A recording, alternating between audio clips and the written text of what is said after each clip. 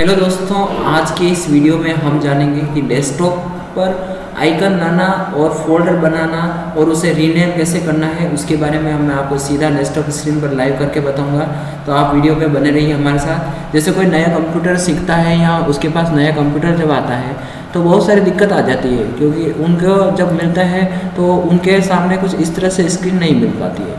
उनके क्या होता है, जैसे इस तरह से दिस पीसी वाला ऑप्शन जो होता है वो गायब रहता है, या फिर रिसाइकल बिन जो वगैरह जो होते हैं ये स्क्रीन पर नहीं होते हैं। तो इसको अपन के स्क्रीन पर कैसे लाना है, या फिर अगर स्क्रीन पर है और अपन चाहते हैं कि नहीं हमारी स्क्रीन नीट एंड क्लीन रहे, उससे हटाना है, तो उसका मैं पूरा प्रोसेस बताऊंगा कि आपको कैसा करना है। तो उसके लिए सबसे पहले आपको यहाँ पर सर्च बार में जाना है, या फिर आपको शॉर्टकट की के हिसाब से बताऊँ तो Windows+I प्रेस करना है।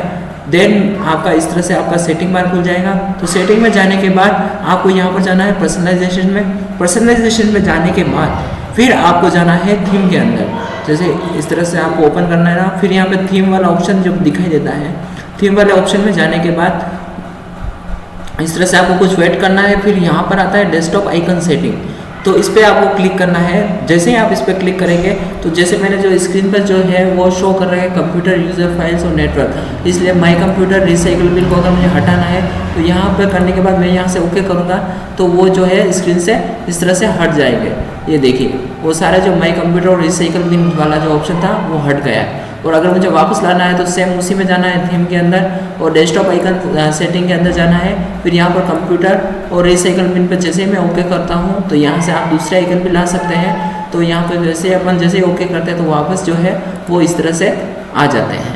इस तरह से आपको ये आइकन वगैरह भी लाना है, तो आप जैसे ही कुछ डिवाइस को अगर सेव करते हैं और सेव को उसको डेस्कटॉप के ऊपर सेव करते हैं तो वो इस तरह से शॉर्टकट के हिसाब से आ जाते हैं। और इनको अगर आपको हटाना है तो यहाँ से आप कट करके अंदर आप डाल सकते हैं, तो ये आपकी स्क्रीन से जो है वो हट जाएंगे।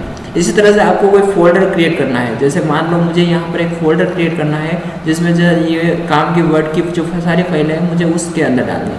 तो आपको नया फोल्डर क्रिएट करने के लिए इस तरह से माउस से इस तरह से क्लिक करना है और न्यू में जाना है। न्यू में जाने के बाद यहाँ पर फोल्डर का ऑप्शन आता है। फिर आप यहाँ पर जाने के बाद जैसे माई फाइल्स कर देता हूँ, या इस तरह से आप कोई भी जो है लिख सकते हैं। मैंने हिंदी कर रखा था, हिंदी में लिखा रहा है, बाकी इंग्लिश में आ जाता है।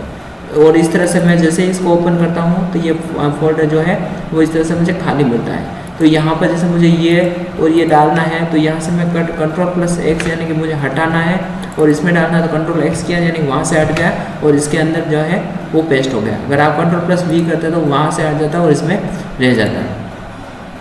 इसी तरह से अगर आपको किसी फोल्डर या फाइल का नाम जो है वो चेंज करना है तो आप F2 प्रेस कर सकते हैं। F2 प्रेस कर सकते हैं और इसके बाद आप नाम जो है वो चेंज कर सकते हैं। इसी तरह से अगर आप चाहते हैं नहीं F2 शॉर्टकट के बिना करना है तो आप यहाँ पर रीनेम में जाकर भी नाम चेंज कर सकते हैं। तो वीडियो कैसा लगा हमें जरूर बताएं। ऐसी वीडियो के लिए हमारे चैनल को सब्सक्राइब करें। धन्यवाद।